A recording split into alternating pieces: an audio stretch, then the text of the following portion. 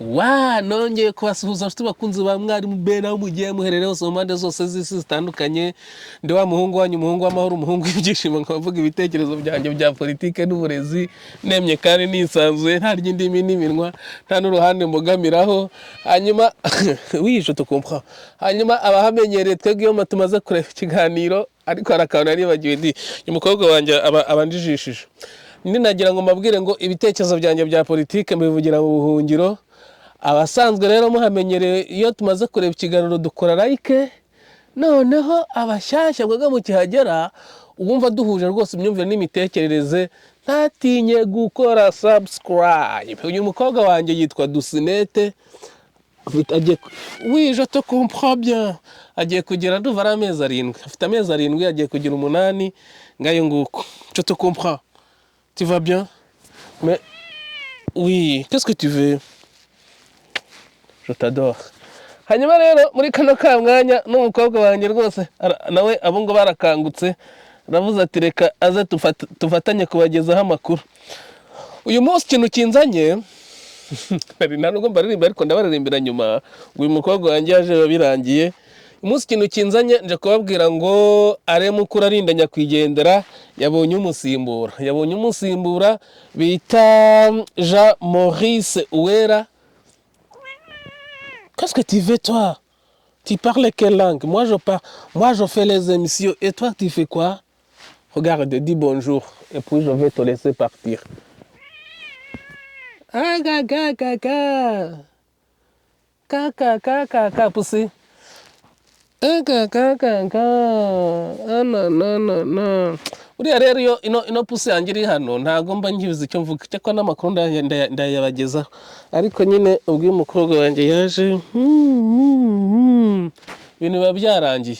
Nagira ngo mbabwire ubwo mise mbyibukiraho, iyo aba umuntu w'umunyarwanda, umugabo w'umunyarwanda, umusore w'umunyarwanda yajyaga gushaka umugore yarabanje korora injangwe, ntago yajya akora gatanya, kuko injangwe ngiye mbona imeze nk'umugore. Uti gute? Ubwo kandi abantu bagiye kuvuga ngo ndongora ihuku, dore ko abanyarwanda ntazi ko babaye. Ubushize narababwiye ngo hari umugabo untereta kandi simba ishaka bikambabaza, bamwe batangira kumbwira ngo ndi umutinganyi. Ubwo naba ngaba bagiye kumbwira ngo ndongora ihuku.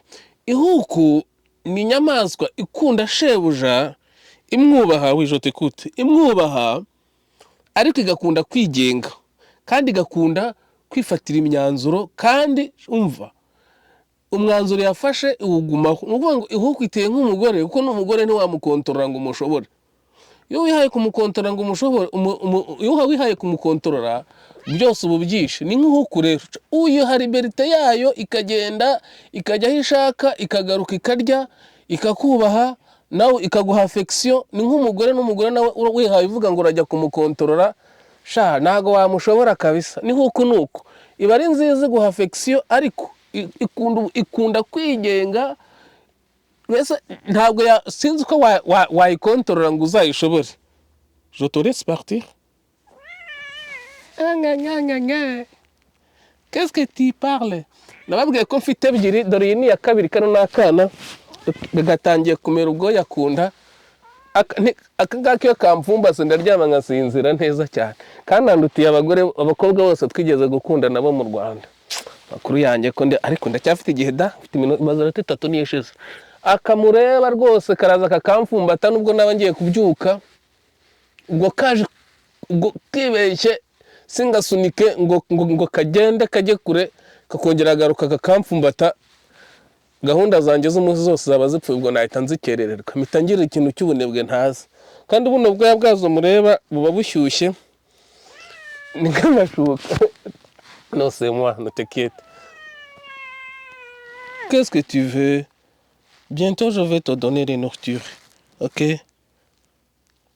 Bientôt je vais te donner les nourritures. Kandi izi pusi zanjye ntabwo zivuga ikinyarwanda, ndirinze kuzigisha ikinyarwanda kuko ntawe umenya aho bwirageze. Ushobora kwisanga ugasanga ngize ikibazo gituma wenda ndwara bikomeye, ubaye azimfashije ntibakominikane ngo bikunde. Urabona rero rwose mama sava nayo ibiri hari ibiri birandeba. Ngewe neka mbabwire rwose, nge ugiye uryasaza zimira nzima, uzanseka zanseke, ngewe urukundo nabonanye ihuku rundutira gusa kure abakobwa twaba twarigeze gukundana cyangwa se kuryamana. Si ukubabeshya kandi rwose ndanemera zikampenda, kuko inaha leta iyo ubyaye umwana iguha amafaranga, ariko iyo ufite ihuku urirwariza. Ni nayo mpamvu uzabona abantu bana badakunda kubyara cyane, kuko iyo ubyaye umwana leta iguha amafaranga, bityo umwana ugahinduka nk'umukozi w'umwana, ku buryo nta kintu ushobora kwikora na kimwe wisanzuye. Ugomba kumenya ko agomba kujya kwiga mu gitondo, nimugoroba ukajya kumuzana, hanyuma muri weekend ukajya kumutembereza. Mbese uba wabaye nk'umukozi we, kuko hano hataba abakozi bo mu rugo. Nuvuga ngo rero impamvu abantu b'inaha badakunda kubyara, iyo ubyaye umwana biba ngombwa ko n'akazi kawe rwose urakareka ukita ku mwana, kandi ugasanga leta iraguha inkunga z'umwana gusa, wowe akazi kawe warakaretse. Niyo mpamvu bakunda kwirorera ihuku, kuko urabona nka kane ugafite gutya, usibye kwitavuga ururimi nk'urw'abantu, ariko itanga affection kuruta affection abantu batanga. Duse okay, reka mbagezeho amakuru noneho. Hanyuma umuntu bita Alain Mukurarinda yitabye Imana ku itariki 14 Ukuboza 2021. Yishwe Alain Mukurarinda yagiye ku butegetsi, yabaye umuvugizi wa guverinoma wungirije ku itariki 21 Ukuboza, ku itariki 11 Ukuboza 2021. Hanyuma yicwa ku itariki 3 z'ukwa 4 2025. Ibyo murabizi, narabishakuje namuririmbye indirimbo yenda yita ngurizize Mukurarinda, kandi koko yarizize. Hanyuma ubu rero umusimbuye qu'est-ce que tu fais? Allez, je te laisse. Isanze nyina. Hanyuma umusimbuye yitwa Jean Maurice Uwera, akaba yagiye umunsi ku itariki 28 Mutarama 2026. Nahise nandika ngo azicwa nande. Alain Mukurarinda yapfuye ifite imyaka 55. Uyu nguyu imyaka ye nayibuze, buriya ntabwo baramumenya cyane, baraje bamusasanure. Hanyuma ariko ikiyongeraho, reka mbanza ndirimba akaririmbo njye muri mudu, noneho nze mbabwira amakuru. Kano gakobwa kanje kareke se no kwikuramo.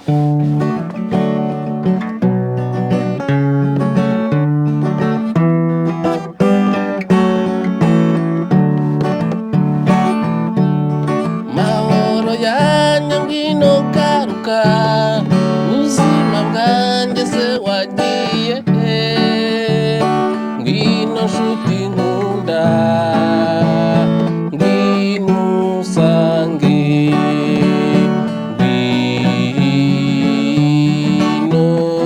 ngwino usange,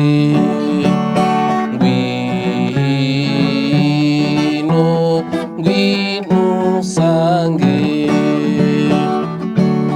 Subiza amaso inyuma urebe, aya marira yose aseseka, ndarira kutakubona mwana mwiza, ngwino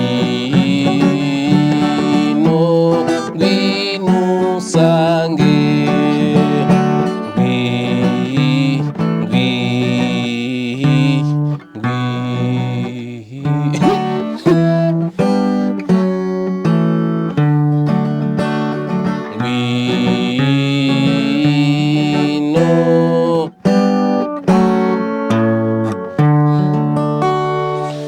iminota 10 iragiye, reka nkoresha ingi 10 nta kibazo isigaye. Hanyuma rero ibyo nibyo navugaga, ni Alain Mukurarinda yagize gutya. Uyu muga impamvu buriya impamvu u Rwanda rwemeye ko rukorana n'umutwe witwaje intwaro M23, nuko nabonye batangiye kugenda babihunga, ariko n'ubundi byarabafashe. Impamvu biriya bintu babyemeye nuko Alain Mukurarinda bari baramaze kumwica, niwe wari ubizi, niwe wari uzi kubisobanura. Abandi bose bari bahari ni abantu batazi iyo biva niyo bijya, batazi no kuvuga bashize amanga no mbese bari aho ngaho bo kugira ngo barye imisoro y'abanyarwanda gusa, batazi gucabiranya ngo bajye mbese bacabiranya mu nyandiko, ariko ntibacabiranya ku rurimi.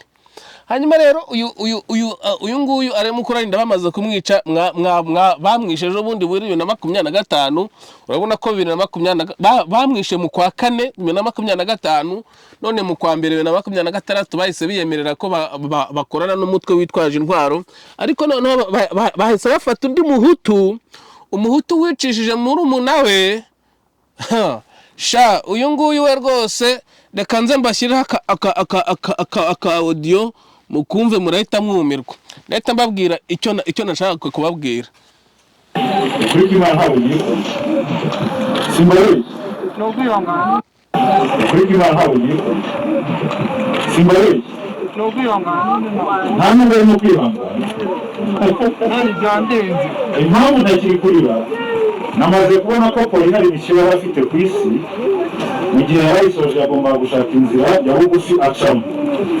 atararambira ku isi n'izindi magambo rero reka mbashimire ko mwaje hano twishime Josue reka mushyikirize inzira ya kabiri y'ubuzima uyu nguyu wasimbuye arimo kurarinda ni mukuru wa Jay Polly uyu mugabo abahutu barashize uyu nawe araje bamwice sinzi uyu mugabo sinzi kabisa najyaga mubona kuri televiziyo y'u Rwanda avuga amakuru yasinze rwose nge ndamuzi rwose ndimo ndamureba mfite imyaka muri za 19 gutyo yaravugaga amakuru kuri radio nibyo 19 yavugaga amakuru kuko ndigaga mu wa kabiri segonderi mu wa kabiri mu wa gatatu yavugaga amakuru kuri televiziyo y'u Rwanda yasinze rwose binamugaragaraho n'inzoga zimugaragaraho ngaho baramuzanye abahutu barashize agiye gusimbura aremo kurarinda ubu nawe baraje bamwice kubera ko agiye gusobanura ibyo atazi noneho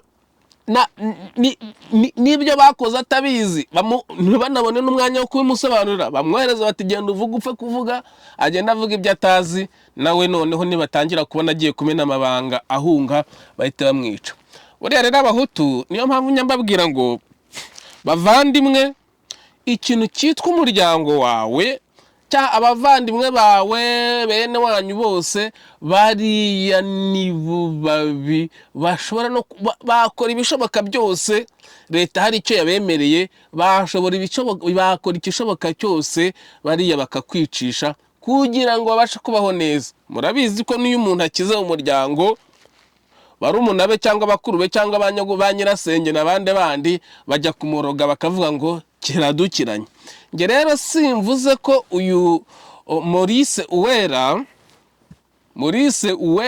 Jean Maurice Uwera egizina risa nirisekeje Jean Maurice Uwera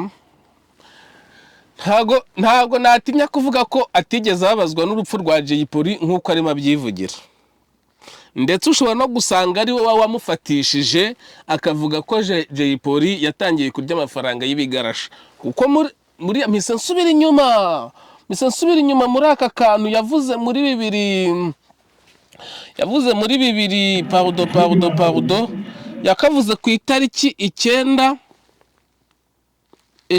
pardon ko bitagaragara neza ra yakavuze ku itariki 6 z'ukwa 9 2021 siko vuba we 6 z'ukwa 9 2021 nibwo yabivuze nibwo bamushyinguraga avuga ko atababaye ko atakirira ko atarira ko atari na ngombwa kurira ahita kubita nagatwenge kwirimbi rwose bagiye gushyira imva mu ntuza ushobora no gusanga ari we wamutanze akamutanga uko leta yari yarabonaga namutanga leta izamugorora bikaba byaratinze kumugororera kuko murabizi abantu bari kuri liste uko bakugororeye ariko bakwica uko bagororeye ariko bakwica uko bakugororeye ariko bakwisha wasanga n'uyu nguyu ari utahiwe rwose kuko asimbuye arimo kurarinda bure yarazi gucabiranya yarazi n'amategeko yari yaranatandukanye n'umugore usibye ko bitavuzwe ariko bari baratandukanye hanyuma ziboneraho no kumwivugana kuko zabonaga n'ubundi nyine nta nicyo zirengera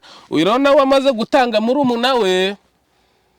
nawe araje tumubone araje azifashe guhimba ibinyoma no gusakaza ibihuha hose ku isi dore ko numvise ko nta n'icyongereza azi, arabona ageze kumva avuga ngo first minister bari gushyingura, ngo na first minister yabivuze abisubiramo kenshi, first minister sinzi ibyo ari byo ngibyo. Uyu rero nawe araje, ubu ngubu umuhutu nawe aragiye rwose, umuryango wanyu Jay Polly urarangiye rwose, ntawe uzabaririra, nimwe mwizize, ni namwe mwicanye hagati yanyu. Njye simbishidikanyaho rwose. Pourquoi tu passes tout le temps ici? Ubundi iyi nayo ntisanzwe, yongeye gukora ibiganiro irihisha, ariko ndabona ntazi ibyirimo. Qu'est-ce que tu... Allez vite. Hanyuma rero ngayo nguko, uyu nguyu rwose ntawe uzamukumbura nawe, nta nuza, ariko uyu munsi nakoze amakuru nabi kabisa. Ntawe uzamukumbura, nta nuzamuririra, kuko inkotanyi niko zihemba nabi, kandi urabona zirakoresha ino myanya zikayiha abahutu. Uriya nimba ari uriya muvugizi utungirije, uyu nawe yabaye porte parole adjoint, umuvugizi utungirije na uriya sinibuka izina rye w'umugore, abari aho yiyicariye wasanga nawe ubicisha, ubwo nawe uraje ugende, ntago tuzagukumbura rwose. Nta wakoreye inkotanyi ngo agende neza, dore ni abahutu bagirinda koko. Ubu nawe ureka uwo mwanya, murabyibuka Olivier Nduhungirehe niwe wajyaga kubisobanura akarya n'iminwa. None babonye nta kundi babigenza, baravuga bati reka n'ubundi tubihuye umuhutu, kuko n'ubundi nanabyica tukamwica ntacyo bizadutwara, ntabwo ari bene wacu tuzaba twishe. Abahutu mwagiye mureka iyo myanya, mukareka kugambanira abahutu bagenzi banyu. Aremukuru arinde yagambaniye abantu Kangondo, agambanira Banyahe, agambanira babantu bose abanyarutarama, agambanira abanyarwanda, yemeza ko 23 atari abanyarwanda. Ahaviriyeho kuko buriya we yarazi n'indimi, azi no kuvuga, azi n'amategeko. Ngayo ngo kubyibuza iyo mwanya iyo bapfa kuha ntuza uriya Bamporiki Edouard yari kuwushobora, cyangwa se bakawuha Evode bakamuha imyanya ibiri, ariko uyu we rwose nimubona hari icyo abagejejeho, dore aho nibereye. Simvuze byinshi, yagiye akora imyanya itandukanye mu itangazamakuru, ubwo wasanga n'ibitambo yabagatangayo, ariko uyu we rwose ntago azabasha gucabiranya nk'uko Aremukuru arinde yacabiranyaga. Nta kibazo, reka tumutega amaso. Ariko ikintu nashaka kubabwira uyu mugabo nuko murumuna we Jay Polly amaze gupfa, uyu mugabo atarize, barino banamushyingura bamushyira mu mva, uyu mugabo yakubisaga twenge. Hanyuma sinashidikanya kuvuga yuko ashobora kuba ari wowe wamufatishije yari amafaranga y'ibigarasha kugira ngo abivugire. Hanyuma uyu mugabo nawe murabizi by'imiryango, bakunda gupfa utuntu dutoya kandi tutanakomeye. Imiryango yo mu Rwanda murayizi ntiyumvikana, kubera ko uyu mugabo buryo ukuruta abakurusha inshuti abasha kumutanga. Jay Polly agwa muri gereza ngayo nguko. Imana wa mugabo we nawe izakumpera umugisha, ubwo uragiye, turagukarabya abanyarwanda. Abahutu utuma abahutu atuma babiri, kandi umuhutu ngo yashonje n'abamabi yarayarya. Igendere nta kundi byagenda, igendere mukurarinda, igendere urihuse uvugira iyo munyuranyije, ubuzima bwawe bugucikureba. Iyo yasumbye indagu niko bigenda, igendere urihuse, igendere disi mukurarinda, igendere urihuse. Ntabwo umunsi mbagejejeho ibintu byinshi, ariko buriya nabyo mwigiyemo mubimenye neza ko umusore wese iyo aba yamenyaga uko ihuku yitwara, ntabwo yajya atandukana n'umugore we uko yishaka. Umugore we amureka akajya gusambana, iyo amaze kubihaga aragaruka noneho akubaka. ngayo nguko rero ni nk'uko iragenda ntubuzi aho ivuye, ntubuzi iyo zahuye nazo, ariko njye namaze kuzikona, namaze kuzibagisha, ntago zishobora kubyara. Murabe Imana bamera umugisha nakagaruka.